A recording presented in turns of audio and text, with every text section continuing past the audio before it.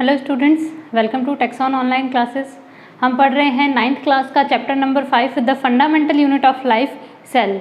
इसके लास्ट के कुछ लेक्चर्स जो है वो ऑलरेडी हो चुके हैं एंड हम जो है डिस्कस कर रहे थे टाइप्स ऑफ सेल्स के बारे में। सो देखिए, मैंने आपको जो है वो न्यूक्लियस के बेसिस पे सेल्स के टाइप बताए थे, ठीक है, एंड अदर बेसिस पे भी हमने सेल्स के टाइप के बारे में बात करी थी। आज हम वापस से सेल के टाइप्स को ही डिस्कस करेंगे, एक छोटा सा टाइप और लेंगे। देखिए, सेल का जो है अगर अपन डिवीजन के बेसिस पे बात करें तो जो सेल्स होती हैं वो दो टाइप की होती हैं। एक होती है मेरिस्टेमेटिक सेल्स और एक होती है डिफरेंशिएटेड सेल्स, ठीक है। सो देखिए, आज का टॉपिक हम स्टार्ट करते हैं। देखिए, ऑन द बेसिस ऑफ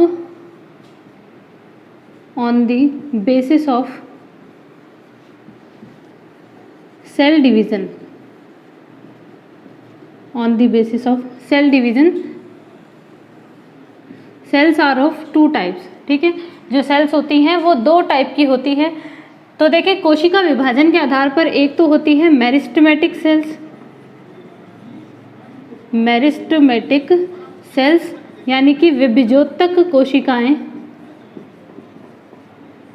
विभजोतक कोशिकाएं, और एक होती है परमानेंट सेल्स,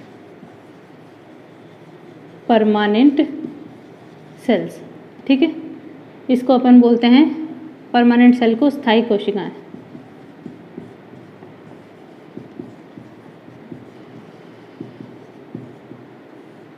तो एक होती है विभजोतक कोशिकाएं और एक होती है स्थायी कोशिकाएं, ठीक है। अब एक बात समझना क्या होता है। देखो, मेरिस्टेमेटिक कोशिकाएं जो होती है, जैसे जनरली अपन प्लांट्स के बारे में बात करें तो प्लांट्स में क्या होता है कि कुछ ऐसे पार्ट्स होते हैं जो हमेशा ग्रोथ करते ही रहते हैं, ठीक है। तो प्लांट में पर्टिकुलर कुछ ऐसे क्षेत्र हैं, कुछ ऐसे रीजन हैं जो हमेशा ग्रोथ करेंगे एंड उस वहाँ की जो सेल्स होंगी उन्हें हम कहेंगे मेरिस्टेमेटिक सेल्स, विभजोतक कोशिकाएं कहेंगे, क्योंकि देखिए इनका नाम ही है विभाजन करने वाली कोशिकाएं, ठीक है। इनका नाम क्या होता है? विभाजन करने वाली कोशिकाएं, ठीक है। विभाजन करने वाली कोशिकाएं यानी कि ऐसी सेल्स जो होती हैं ये हमेशा सेल डिवीजन परफॉर्म करती हैं, ठीक है ना। क्या करेंगी? हमेशा सेल डिवीजन परफॉर्म करेंगी, ठीक है। इनका काम सिर्फ इतना होता है कि लगातार सेल डिवीजन करते जाना। कोशिका विभाजन अगर प्लांट्स के अंदर होता रहेगा ना तो प्लांट्स क्या है कि ग्रोथ करते रहेंगे, ठीक है। सो ध्यान रखिएगा कि जब भी प्लांट की वृद्धि की ज़रूरत होती है तो इस रीजन को बहुत ही इंपॉर्टेंट माना जाता है, सेल डिवीजन जोन जो होता है प्लांट का, ठीक है। अब यहाँ की जो सेल्स होंगी ये क्या करती हैं कि प्लांट्स में किसी भी स्पेसिफिक फंक्शंस को नहीं करेंगी। कोई भी जो विशिष्ट कार्य होते हैं प्लांट के, विशिष्ट कार्य का मतलब होता है जैसे कि अगर परासरण नियमनता को बनाए रखना, ऑस्मोरेगुलेशन मेंटेन करना, या फिर कंडक्शन करना फूड और वाटर का, ऐसा कोई काम नहीं करेंगी ये सेल्स, ठीक है ना। फोटोसिंथेसिस परफॉर्म करेंगी। तो इन सेल्स का सिर्फ इतना सा काम होता है कि ये कंटिन्यूसली जो है वो ग्रोथ करती रहें, डिवीज़न करती रहें और उसके साथ साथ प्लांट की ग्रोथ करवाती रहें। तो सेल डिवीजन परफॉर्म करेंगी, पहली बात तो ये, ठीक है। कोशिका विभाजन करेंगी and have no specific function, और कोई भी जो विशिष्ट कार्य होते हैं उन्हें नहीं करेगी। संवहन वगैरह का काम करना वो सब नहीं करेंगे, ठीक है। जबकि जो परमानेंट सेल्स होती हैं, ध्यान रखना क्या होता है कि परमानेंट सेल्स जो होती हैं वो मेरिस्टेमेटिक सेल्स से ही बनती हैं। जैसे अब देखो, सिंपल सी चीज़ है, अगर मेरिस्टेमेटिक सेल्स जो हैं ये मेरिस्टेमेटिक को ही दोबारा बनाने लग जाएं, मतलब इनके द्वारा बनने वाली जो सेल्स हैं, कोशिकाएं हैं, वो दोबारा मेरिस्टेमेटिक ही हो, तो ऐसे तो हर कोशिकाएं जो है, ईच सेल जो है वो सिर्फ ग्रोथ ही करवाने में पार्टिसिपेट करेगी, कोई स्पेसिफिक फंक्शन को करेगा ही नहीं प्लांट्स के अंदर।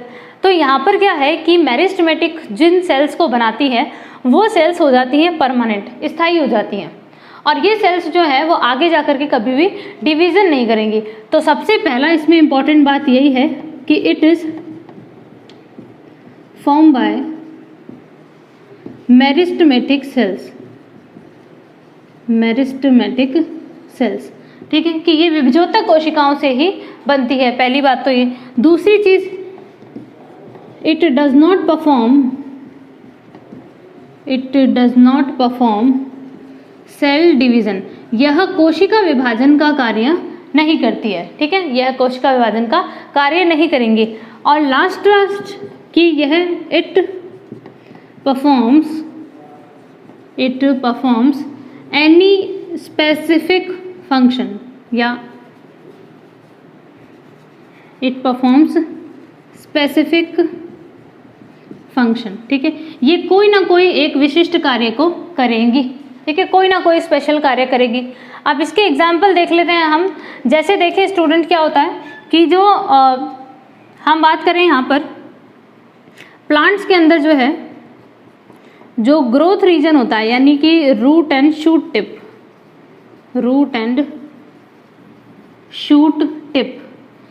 ठीक है, प्ररोह व मूल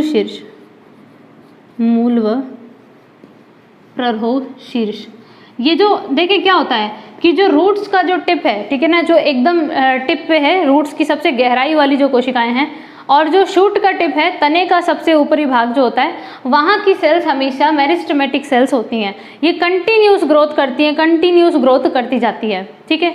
और साथ ही साथ में जब क्या होता है कि कुछ मेरिस्टेमेटिक सेल्स जो हैं वो परमानेंट टिश्यू को बना देती हैं, तो ये सेल्स कभी भी कोशिका विभाजन नहीं करेंगी, ठीक है।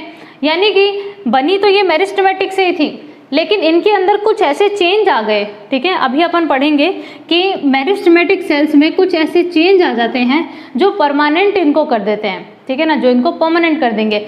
अब वो ये कोशिका विभाजन की पावर जो है वो इनमें नहीं होती है, सेल डिवीजन नहीं कर सकते, लेकिन ये किसी ना किसी विशिष्ट कार्य को जरूर करेंगे, स्पेसिफिक फंक्शन, ठीक है।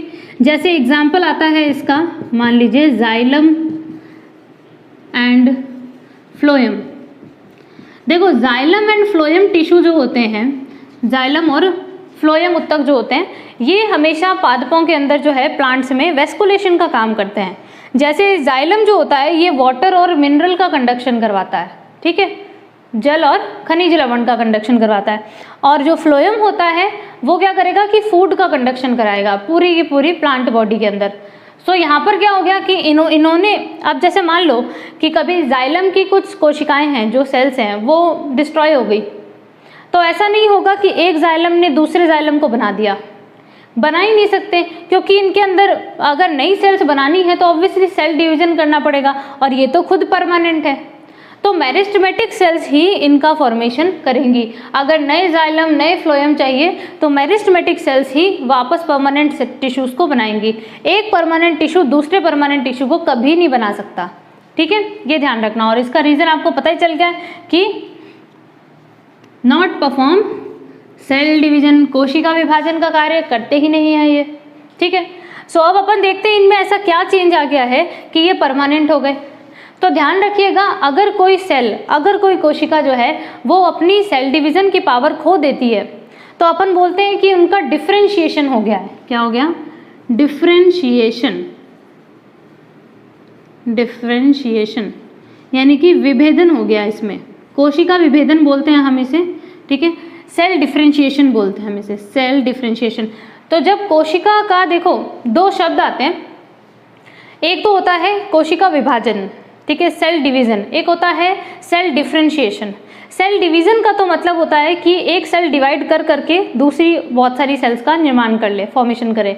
सेल डिफरेंशिएशन का मतलब ये होता है कि जैसे आज मान लो कि एक सेल से बार बार डिवीजन से 100 सेल्स बन गई हैं, अगर 100 सेल्स का फॉर्मेशन हुआ है तब तो सेल डिवीजन हुआ है, कोशिका विभाजन।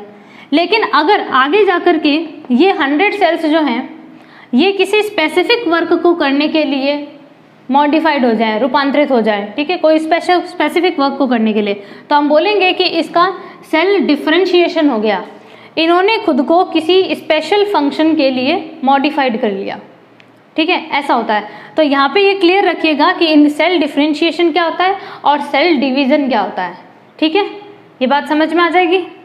चलिए अब देखो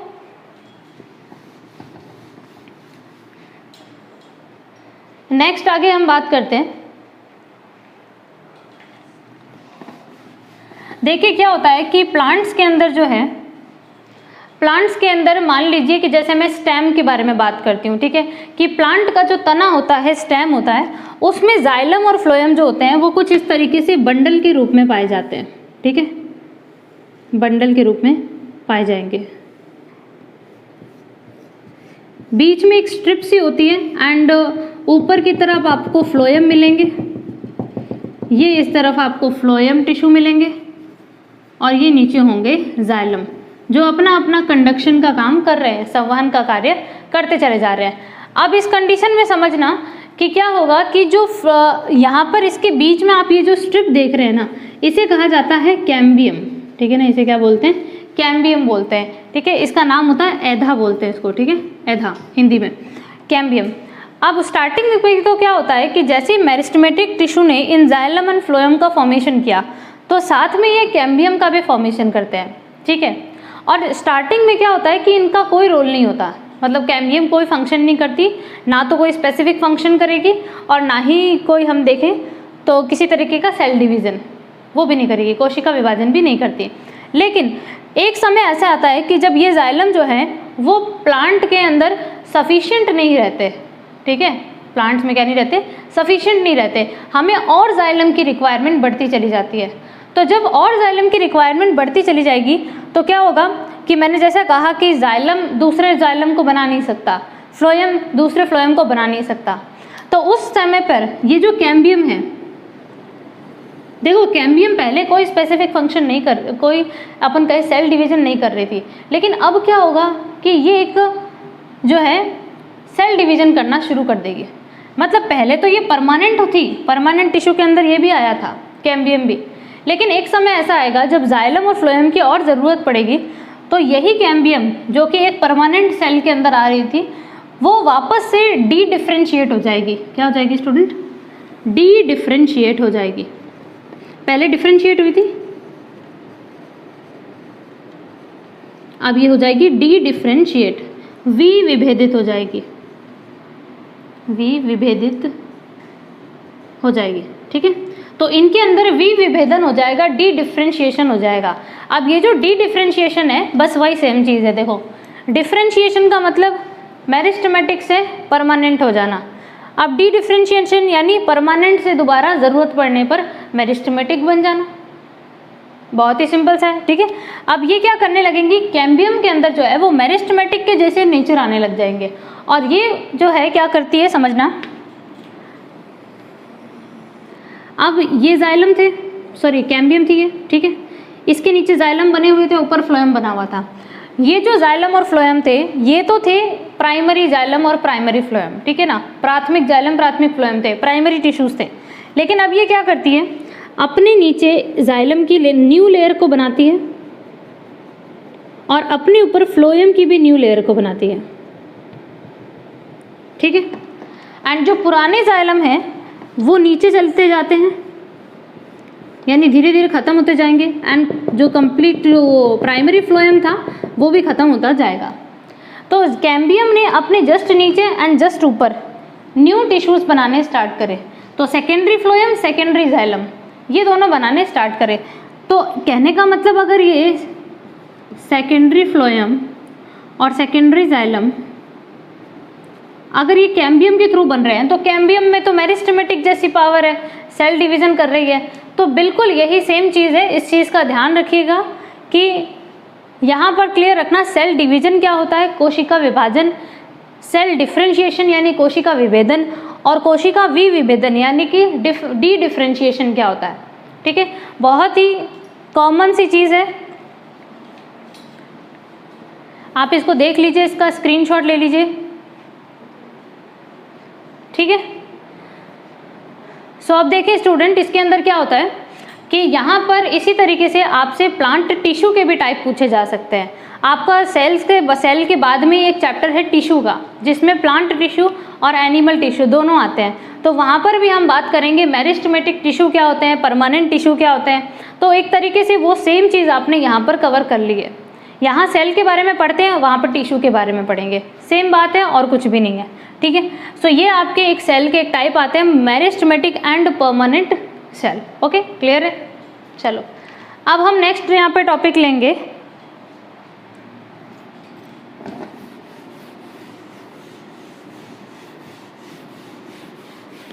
देखिए लास्ट मैंने आपको पढ़ाया था प्रोकैरियोटिक, मीजोकैरियोटिक एंड यूकैरियोटिक सेल में डिफरेंस, सो आज हम स्टार्ट करेंगे प्रोकैरियोटिक सेल के बारे में पढ़ना।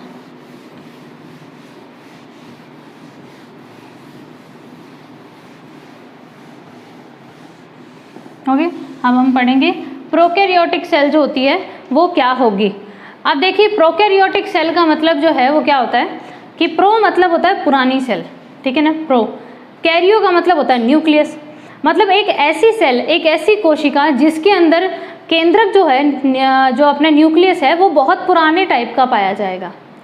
अब पुराने टाइप का मतलब क्या होता है इस चीज़ को, ये मैं पहले एक्सप्लेन कर चुकी हूँ। आप पीछे वाले लेक्चर्स को रिकॉल कीजिएगा, जिसके आप जो जनरली प्रोकैरियोट और यूकैरियोट में जो डिफरेंस था वो आप कर पाएंगे आराम से, ठीक है। सो चलिए अब हम पढ़ेंगे आज prokaryotic cell structure, prokaryotic cell structure के बारे में हम पढ़ेंगे, ठीक है। देखिए प्रोकैरियोटिक्स जो होते हैं वो उनमें सभी आते हैं बैक्टीरिया। कौन आएगा? बैक्टीरिया। एग्जाम्पल है इनका बैक्टीरिया, जीवाणु। अब देखो इसके अंदर क्या होता है समझिएगा। जो बैक्टीरिया की जो सेल होती है,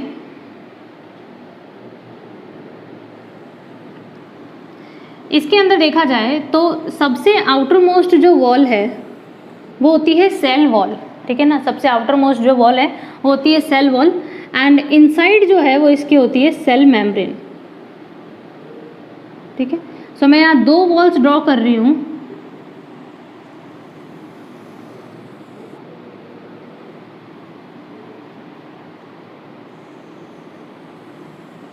एग्ज़ाम के पर्पज़ से क्लास 9th के लिए जो है वो ये डायग्राम बहुत ही इंपॉर्टेंट है। एंड अगर आप इस टॉपिक को कर लेते हो तो प्रोकैरियोट तो आपको बिल्कुल अच्छे से आ जाएगा। सो देखिए क्या होता है, जब हम किसी भी एक सेल की बात करते हैं, ठीक है ना, अकॉर्डिंग टू सेल थ्योरी, तो हमेशा उसकी एक मेम्ब्रेन तो होगी ही, ठीक है। सेल मेम्ब्रेन तो होगी, ये चीज़ समझाई थी मैंने। और साथ साथ में उसमें सेल वॉल हो भी सकती है और नहीं भी हो सकती है, ठीक है। ऐसा कहा गया था श्लाइडर एंड श्वान के अकॉर्डिंग। सो देखिए बैक्टीरिया की जो सेल होती है इसमें आपको outermost wall cell wall मिलेगी, कोशिका भित्ति मिलेगी, और अंदर वाली सेल मेम्ब्रेन मिलेगी, यानी कोशिका झिल्ली मिलेगी। क्या मिलेगी? कोशिका झिल्ली। देखिए स्टूडेंट, एक बात हमेशा ध्यान रखिएगा कि किसी भी एक कोशिका के अंदर कोई सेल जो होती है उनमें झिल्ली तो हमेशा पाई जाएगी, हमेशा। कोई ऐसी सेल नहीं है जिसमें मेम्ब्रेन ना हो, ठीक है। अगर मेम्ब्रेन नहीं है तो फिर वो सेल ही नहीं है, ठीक है। और सेल वॉल जो है वो हो भी सकती है, नहीं भी, लेकिन बैक्टीरिया में सभी के अंदर सेल वॉल होती है, ओके। और अब देखिए कि जो इनकी सेल वॉल होगी ये बनी हुई होती है पेप्टिडोग्लाइकेन की, पेप्टिडोग्लाइकेन की बनी होती है, ठीक है। जो बैक्टीरिया होते हैं, मोस्टली बैक्टीरिया जो हैं उनकी सेल वॉल यानी कोशिका भित्ति एक मटेरियल होता है जिसका नाम पेप्टिडोग्लाइकेन है, इसकी बनी है, ठीक है। ये ध्यान रखिएगा।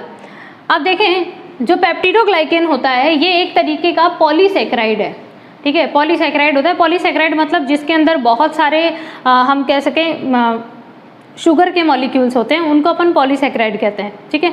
तो इनमें बहुत सारी शुगर के मॉलिक्यूल्स होते हैं जनरली, ठीक है, ये क्लियर रखना। अब देखो यहाँ पर बैक्टीरिया की जो सेल वॉल है पेप्टिडोग्लाइकेन की बनी है, और आपने एक बहुत ही छोटी क्लासेस से आप पढ़ते आ रहे हैं कि जैसे प्लांट की सेल वॉल के बारे में, ठीक है। हम पढ़ते हैं कि प्लांट की सेल वॉल सेलुलोज की बनी होती है, सेल्यूलोज की बनी होती है, ठीक है, सेलुलोज, हेमीसेल्यूलोज, ये सब। सो सेल्यूलोज भी एक्चुअल में क्या है? सेल्यूलोज भी एक तरीके का पॉलीसैकेराइड है, उसमें भी खूब सारी शुगर ही है अगर अपन केमिकली देखें उसको। तो जितनी भी सेल वॉल्स होती हैं ना वो मोस्टली पॉलीसैकेराइड्स ही होती हैं, मोस्टली, ठीक है। सो ये बनी होंगी। जबकि जो इनकी कोशिका झिल्ली होती है यानी सेल मेम्ब्रेन जो होती है ये बनी हुई होती है प्रोटीन्स एंड फैट की, प्रोटीन प्लस फैट की बनी होती है, ठीक है, क्लियर रखना। अब आते हैं अपन इनके फंक्शंस पे, कार्यों पे देखते हैं। देखो सेल वॉल जो होती है ना ये ध्यान रखना ये प्रोटेक्शन का काम करती है, सबसे मेन बात तो, ठीक है, सुरक्षा का काम करेंगी। लेकिन साथ ही साथ में सेल वॉल के ऊपर जो है वो आपको कुछ फिलामेंट्स भी मिलेंगे, ठीक है ना। क्या मिलेंगे आपको? फिलामेंट्स कह दीजिए या फिर आप कह दीजिए फ्लैजिला कह दीजिए। क्या कहेंगे आप? फ्लैजिला कहते हैं, ठीक है। तो कुछ फ्लैजिला मिलते हैं इसके अंदर जो लोकोमोशंस जो करते हैं। अब देखो ये जो फ्लैजिला होते हैं ये एक्चुअल में सेल मेम्ब्रेन से अटैच होते हैं। जैसे देखो क्या होता है कि जो कोशिका झिल्ली है सेल मेम्ब्रेन, ये भी आउटर मोस्ट मेम्ब्रेन्स में आएंगी। इस तरीके से इसके ऊपर कुछ हुक पाए जाते हैं, ठीक है। सेल मेम्ब्रेन जो है इसके ऊपर समथिंग कुछ इस तरीके से हुक प्रेजेंट होते हैं सेल मेम्ब्रेन पर, और इस हुक से निकलता हुआ आपको इस तरीके से फ्लैजिला मिलेगा, ठीक है ना। क्या मिलेगा? फ्लैजिला इसको देखने को आपको मिलेगा।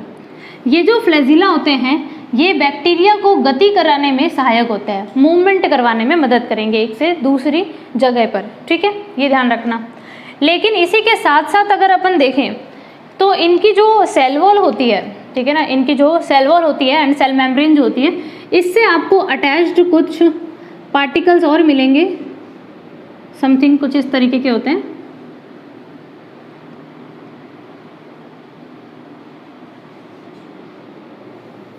ठीक है, कुछ इस तरीके के पार्टिकल्स हैं। इन्हें कहा जाता है स्टूडेंट्स फिम्ब्री, ठीक है, इन्हें कहते हैं अपन फिम्ब्री। अब देखो एक बात समझना, एक तो क्या होता है, जैसे आज हम बात करें कि हमारे पैर हैं, ठीक है, पैर हमें चलने में मदद करते हैं, लेकिन जो हमारे हाथ होते हैं वो हमें किसी भी सरफेस से, अगर हमें सपोज करो अगर हमें किसी भी सरफेस से कुछ चीज़ को पकड़ना है, ठीक है ना, अगर जैसे मैंने आज ही मार्कर पकड़ रखे हैं, तो हाँ, पकड़ने का, किसी सामान को पकड़ने का जो फंक्शन होता है वो काम करेगा मेरे हाथ। इसी तरीके से अब बैक्टीरिया जो है ना उसको मूवमेंट कराने में तो हेल्प करते हैं ये फ्लैजिला, ठीक है, फ्लैजिला यानी कि कशाब, ठीक है, कशाब बोलते हैं हिंदी में इसको। लेकिन फिम्ब्री जो होते हैं वो इसको किसी भी सरफेस से अटैच करने में मदद करते हैं। अगर बैक्टीरिया किसी सरफेस से को पकड़ के उससे अटैच होना चाहते हैं तो वो काम जो है वो फिम्ब्री का होगा, ठीक है, ये चीज़ ध्यान रखना। अब अपन आते हैं इसके इनसाइड स्ट्रक्चर पे।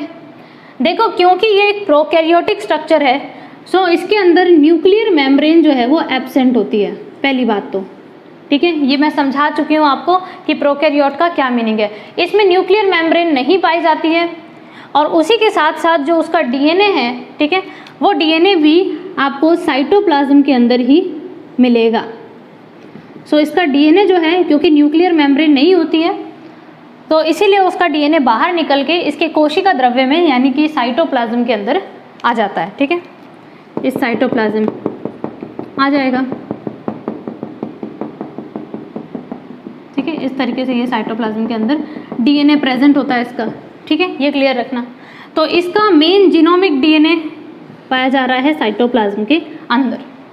लेकिन एक विशेष चीज़ का और ध्यान रखें, जैसे जनरली क्या होता है कि एक सेल के अंदर ना एक ही डीएनए होता है, ठीक है, एक सेल के अंदर जो है वो मेन जो जीनोमिक डीएनए वो हमेशा एक ही होता है। लेकिन बैक्टीरिया में एक स्पेशल टाइप का डीएनए और पाया जाता है, ठीक है, एक स्पेशल टाइप का सर्कुलर डीएनए बैक्टीरिया के ही साइटोप्लाज्म में और प्रेजेंट होगा, ठीक है, जो इसको रेप्लिकेशन करने में मदद करेगा। एंड साथ ही साथ में हम आप जब डिटेल स्ट्रक्चर पर जब इसमें आप हायर क्लासेस में जाओगे तो आप रिप्रोडक्शन में इसका रोल पढ़ेंगे, ठीक है, अभी यहाँ कोई काम नहीं है। तो इसमें क्या होता है कि देखो ये तो main genomic DNA, main genomic DNA यानी इसके जो मेन जीन्स को कंट्रोल कर रहा है वो तो ये डीएनए है, लेकिन जो ये एक्स्ट्रा डीएनए है इसे कहा जाता है प्लाज्मिड, ठीक है, प्लाज्मिड। एक्स्ट्रा डीएनए होता है, सर्कुलर है, डबल स्ट्रैंडेड है, कैसा है, सर्कुलर है एंड डबल स्ट्रैंडेड डीएनए है, ठीक है, इसको हम एक्स्ट्रा सेल्यूलर डीएनए भी कहते हैं, इस चीज़ का ध्यान रखिएगा, ठीक है ना, एक्स्ट्रा सेल्यूलर डीएनए होता है। तो यहाँ पे एक चीज़ को क्लियर रखिए कि जो प्लाज्मिड है, ठीक है, जो प्लाज्मिड होता है ये एक एक्स्ट्रा सेल्यूलर डीएनए है बैक्टीरिया का, और इसके अंदर ये जो है बैक्टीरिया को रिप्रोडक्शन करने में भी मदद करता है और कभी कभी डीएनए की कॉपी बनाने में भी मदद करता है, रेप्लिकेशन जब करना होगा, ठीक है, ऐसा है। लेकिन मेन डीएनए जो है वो इसका यहाँ पे पाया जा रहा है। अब देखो स्टूडेंट एक बात ध्यान रखना, क्योंकि इसके अंदर न्यूक्लियर मेम्ब्रेन नहीं है, ठीक है, तो इसके न्यूक्लियस को कहा जाता है न्यूक्लियोइड। तो बैक्टीरिया के अंदर न्यूक्लियस पाया नहीं जाता, केंद्रक नहीं होता, इसमें होता है केंद्राभ। क्या होगा? केंद्राभ। इसमें पाए जाते हैं न्यूक्लियोइड प्रेजेंट होता है, ठीक है ना, न्यूक्लियोइड प्रेजेंट होगा। ठीक है, ये क्लियर हो गई बात। अब देखो ये इसका हो गया साइटोप्लाज्म, नो डाउट, ठीक है, साइटोप्लाज्म यानी कोशिका द्रव्य। बहुत सारी चीज़ें हैं लेबलिंग करने के लिए। अब इसका जो डीएनए होता है ना वो बाहर आ जाता है, लेकिन साथ ही साथ में ध्यान रखना बैक्टीरिया में क्या था कि न्यूक्लियर मेम्ब्रेन नहीं है, तो इसका डीएनए इतना बड़ा नहीं होता, ठीक है, इसका डीएनए बहुत ही छोटा होता है। एंड साथ ही साथ में जो जीवाणु का जो डीएनए है, बैक्टीरिया का डीएनए, उसको कहा जाता है सिंगल क्रोमोसोम, ठीक है, एकल गुणसूत्र कहते हैं। मतलब इतना छोटा होता है कि वो एकदम सिंगल क्रोमोसोम जितना ही होता है, ठीक है ना, एक अकेला गुणसूत्र जितना ही होता है। तो सिंगल क्रोमोसोम भी हम इस डीएनए को बोल सकते हैं। ओके, क्लियर है? चलिए अब देखें बैक्टीरिया की एक खास बात ध्यान रखना, क्योंकि इसमें न्यूक्लियर मेम्ब्रेन नहीं है, बार बार न्यूक्लियर मेम्ब्रेन का ही जिक्र होगा, ठीक है, केंद्रक झिल्ली का। न्यूक्लियर मेम्ब्रेन इसके अंदर नहीं है, तो इसमें मेम्ब्रेन बाउंडेड सभी सेल ऑर्गेनेली एब्सेंट होंगे। झिल्ली युक्त कोशिकांग अनुपस्थित हैं, जैसे माइटोकॉन्ड्रिया, गोल्जी बॉडी, ये सब कुछ नहीं होंगे। एंडोप्लाज्मिक रेटिकुलम, क्योंकि इन सब के ऊपर मेम्ब्रेन्स प्रेजेंट होती है। सो यहाँ पे हम क्या लिख सकते हैं? मेम्ब्रेन बाउंडेड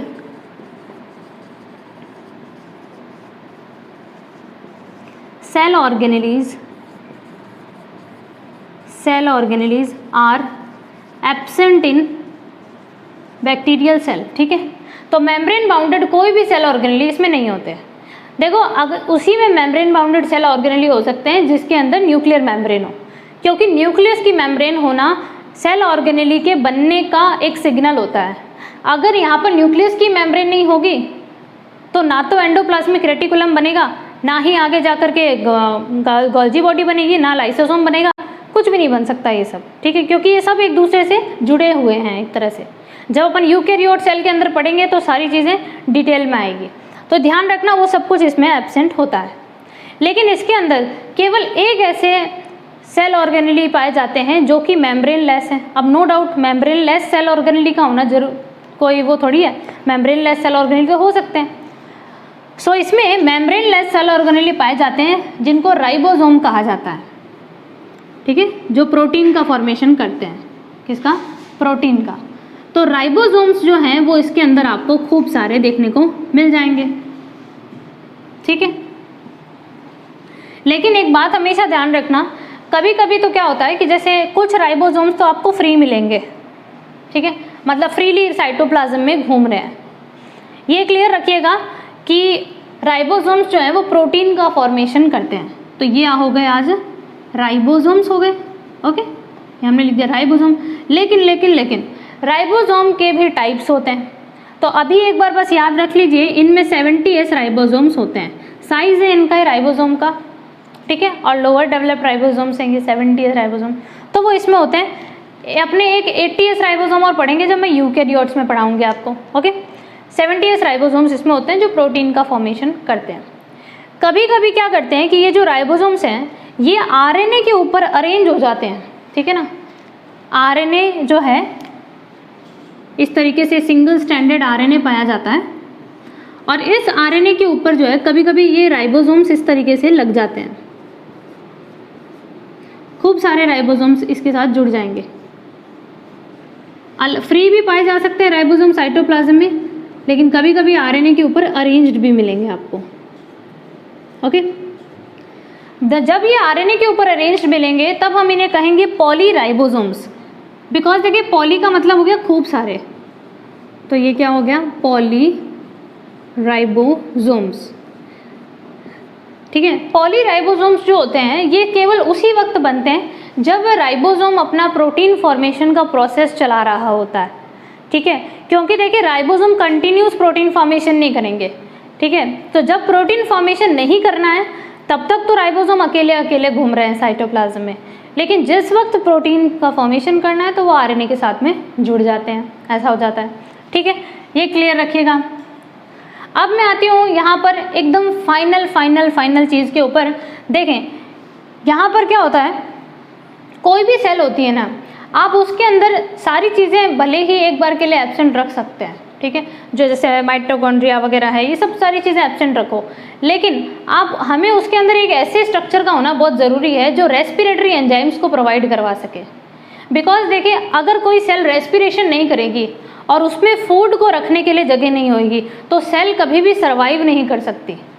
ठीक है, तो यहाँ पर देखिए क्या होता है कि इनकी सेल में ना जगह जगह पर कुछ फूड मॉलिक्यूल्स जो हैं वो प्रेजेंट होते हैं।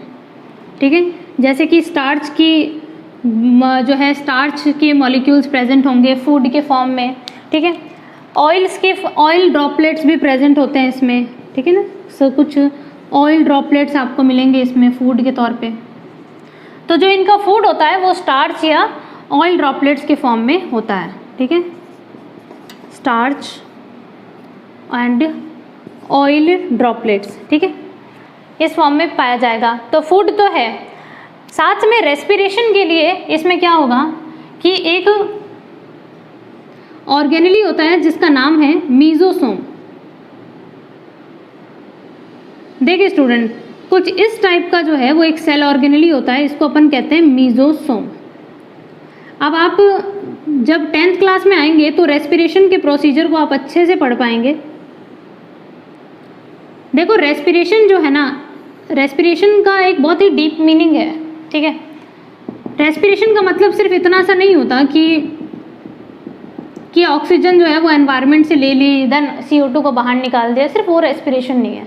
रेस्पिरेशन में बहुत सारे एंजाइम्स लगते हैं, बहुत सारी एनर्जी प्रोड्यूस होती है, बहुत सारे काम है रेस्पिरेशन में। ठीक है, सो ये जो एंजाइम्स है वो हमारी सेल यानी यूकैरियोटिक सेल में माइटोकॉन्ड्रिया प्रोवाइड करवाता है।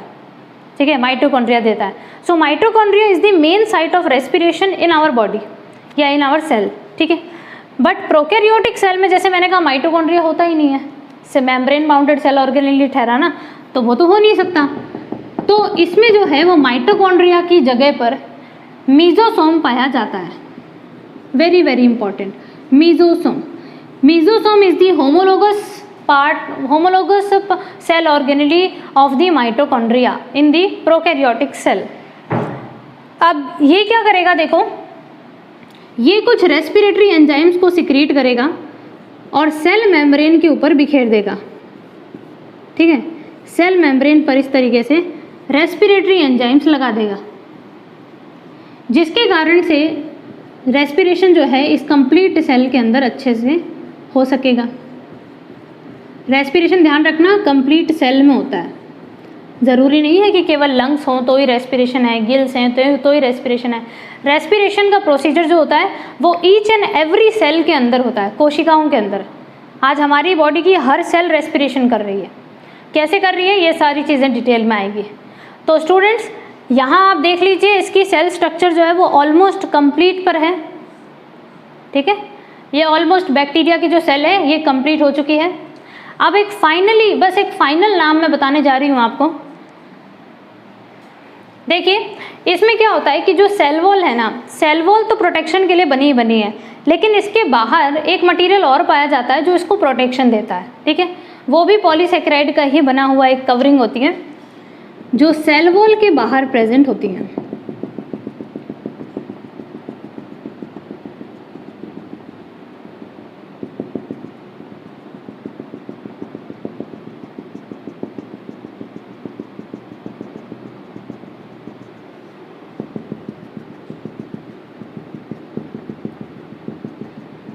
सेल वॉल के बाहर इस तरीके से एक आउटर कवरिंग जो है वो और पाई जाएंगी।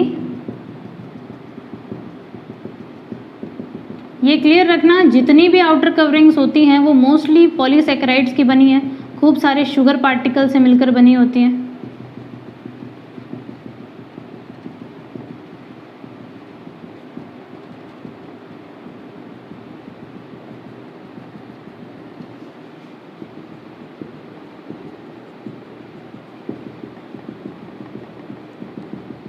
बायोलॉजी के अंदर ध्यान रखिएगा कि आपके सब्जेक्टिव टेस्ट वगैरह के अंदर आपके डायग्राम्स का बहुत ही इंपॉर्टेंट रोल है। ये एक रिप्रेजेंटेशन है आपका कि आप किस तरीके से चीज़ों को रिप्रेजेंट करते हैं। सो देखें ये जो आउटर कवरिंग है इसे कहा जाता है ग्लाइकोकैलिक्स।